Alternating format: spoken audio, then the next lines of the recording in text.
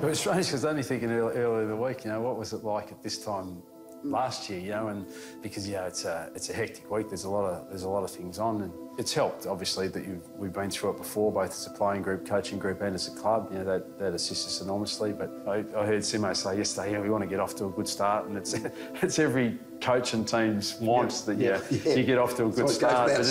When you think about it, it shouldn't be any more important than the second quarter either, you know. But the crowd and the emotion of the game and the prize at the end of it and the significance of it probably does make it a little bit different in terms of the approach to the game. They've done it.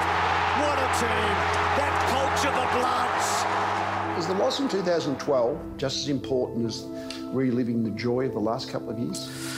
I think so. We've experienced some significant disappointment in our journey as well. We've had some really, really tough preliminary final losses and victories too, and you know, we quite often say to anyone who cares to listen about being involved in this game, if you don't want to put up with the vast range of emotions that can be attached to the game, either don't be involved in the game or finish in the bottom half of the ladder.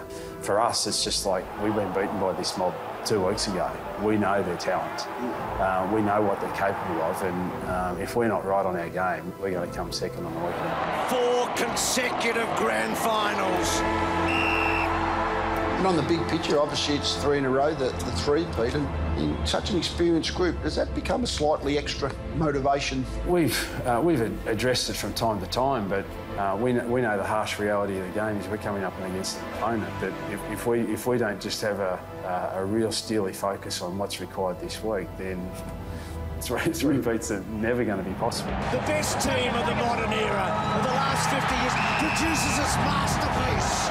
Sometimes the door's going to open for you, and other times it's going to shut in your face, and when it shuts in your face, you just want to hide away in a cave for about 6 weeks. Yeah. But when it opens for you, it's the most exhilarating experience to share that with 73,000 supporters, but also share it with the inner sanctum of the footy club that's worked so hard to achieve a collective goal.